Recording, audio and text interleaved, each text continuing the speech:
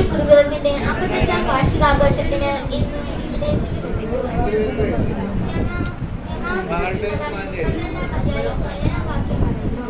കഴിഞ്ഞുപോയ കാലങ്ങൾ ഓർക്കുവിൻ, തലമുറകളിലൂടെ കടന്നുപോയ വർഷങ്ങൾ അനുസ്മരിക്കുവിൻ. പിതാക്കന്മാരോട് ചോദിക്കുവിൻ, അവർ നിങ്ങൾക്ക് പറഞ്ഞു തരും.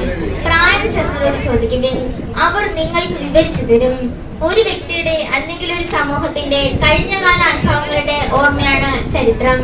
ചരിത്രാബോധമാണ് നമ്മെ ലക്ഷ്യബോധമുള്ളവരാക്കി മാറ്റുന്നത്. 1653 കൂനൻകുശി സത്യത്തെ തുടർന്ന് കേരളത്തിലെ സുറിയാനി സഭ രണ്ടായി പിളർന്നപ്പോൾ കോട്ടയം മണർകാട് കല്ലുകടമ്പൻ കുടുംബത്തിലും ഈ പിളർപ്പ് അനുഭവപ്പെട്ടു. മണർകാട് സെന്റ് മേരീസ് പള്ളി കത്തോലിക്ക സഭയുടേതല്ലാതായി തീർന്നു.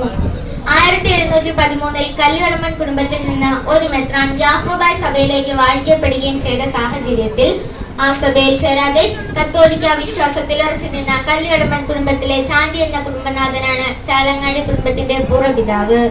സഹോദരനായ മെത്രാനുമായി പിണങ്ങി വിശ്വാസ സംരക്ഷണാർത്ഥം നവവധ ഭാര്യമുത്ത് വീടുവിട്ടിറങ്ങിയ ചാണ്ടിയെ സഹോദരി ഭർത്താവായ കുടമാളൂർ കൊച്ചാക്കോ തരകൻ തേടി പിടിച്ച് കൂടെ താമസിപ്പിച്ചു. അവിടെ പാർക്കവേ മാത്തൻ ചാണ്ടി എന്നീ 2 പുത്രന്മാരുണ്ടായി. കുട്ടികളുടെ ശൈശവത്തിൽ തന്നെ മാതാപിതാക്കൾ മരണമടഞ്ഞു.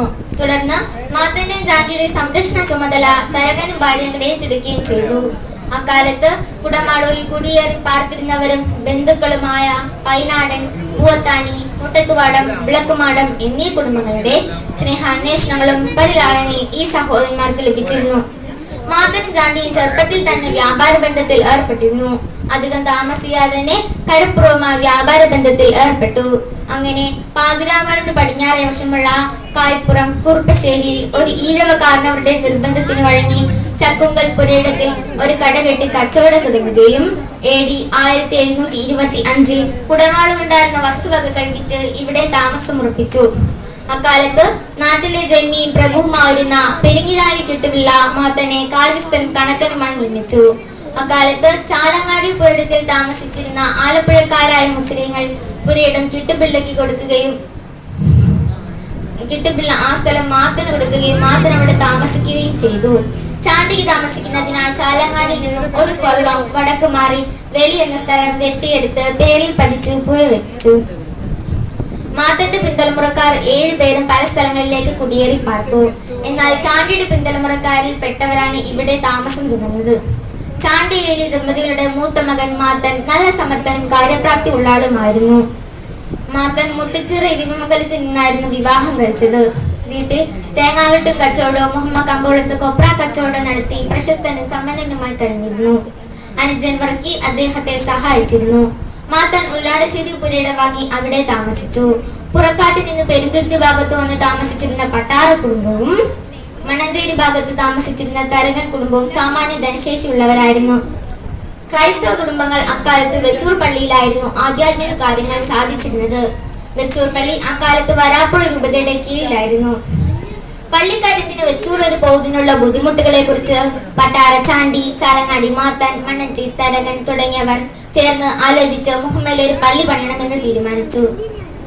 അന്ന് കരനാഥനായിരുന്ന മഞ്ചേരത്ത് മേനോൻ ഇവരോടുള്ള സ്നേഹവാത്സല്യത്തിൽ പള്ളി പണിയാൻ അനുവദിക്കുകയും മേനോന്റെ വകയും പട്ടാരുടെ കൈവശത്തിലിരുന്നതുമായ സ്ഥലത്ത് കരനാഥന്റെ സാന്നിധ്യത്തിൽ കൊല്ലവർഷം 1001 കർക്കിടകം 28-ാം തീയതി ക്രിസ്തുവർഷം 1826 താൽക്കാലികമായി ഉണ്ടാക്കിയ പള്ളിയിൽ പ്രഥമ ദിവ്യബലി അർപ്പിച്ചു. പള്ളിയുടെ പടിഞ്ഞാറ് ഭാഗം വയൽക്കരയിലെ ചിറയിൽ മുഹമ്മയിൽ എന്ന് ഭവനനാമമുള്ള ഒരു ഈഴവഗ്രഹവും അതിനു പടിഞ്ഞാറ് ചാണിച്ചാം വീടനി നായർ തറവാടും കിഴക്ക് വേമ്പനാട്ടുകായലും തെക്ക് ചന്തയും വടക്ക് പട്ടാറ തറവാടും സ്ഥിതി ചെയ്തിരുന്നു. ഇന്ന് നാം ഇവിടുന്ന് തിരിഞ്ഞു നോക്കുമ്പോൾ 10 തലമുറകളുടെ സുവ്യക്തമായ ചരിത്രമാണ് പൂർവികർ നമുക്ക് പകർന്നു നൽകിയിരിക്കുന്നത്. നമ്മുടെ ചാലങ്ങാടി കുടുംബം രൂപം കൊണ്ടിട്ട് 300 വർഷം തികഞ്ഞു. നമ്മുടെ ഇടവക ദേവാലയം രൂപം കൊണ്ടിട്ട് 200 വർഷം തികയുന്നു. നമ്മുടെ ചാലങ്ങാടി കുടുംബയോഗ രൂപം കൊണ്ടിട്ട് 55 വർഷം തികഞ്ഞു. ഈ കുടുംബയോഗം ഉള്ളത് കൊണ്ടാണ് ഇന്ന് നമുക്ക് ഇവിടെ ഒത്തുകൂടാൻ കഴിഞ്ഞത്. നമ്മുടെ ഈ കുടുംബയോഗം ഉത്തരോത്തരം വളർച്ച പ്രാപിക്കട്ടെ എന്ന് ആഗ്രഹിച്ചുകൊണ്ട്, പ്രാർത്ഥിച്ചുകൊണ്ട്, ആശംസിച്ചുകൊണ്ട് ഞാൻ എൻ്റെ വാർത്ത നിർത്തുന്നു. നിങ്ങൾക്ക് നന്ദി. ഒരു ചരിത്ര പുസ്തകത്തിന്റെ പേജുകൾ മറിച്ചു വായിക്കുന്ന ഒരു പ്രതീതിയാണ് ആത്മീയ അച്ഛന്റെ പ്രസംഗത്തോടായിരുന്നു. അതിന്റെ പ്രത്യേക അഭിനന്ദനങ്ങൾ. അടുത്ത വാർഷിക ആഘോഷങ്ങളിലും ഏറ്റവും മനോഹരമായിട്ട് പ്രസംഗം ആൻമരിയയുടെ അതിരങ്ങളിൽ നിന്നുണ്ടാവട്ടെ എന്ന് പ്രത്യേകം ആശംസിക്കുന്നു, പ്രാർത്ഥിക്കുന്നു. അടുത്തതായിട്ട്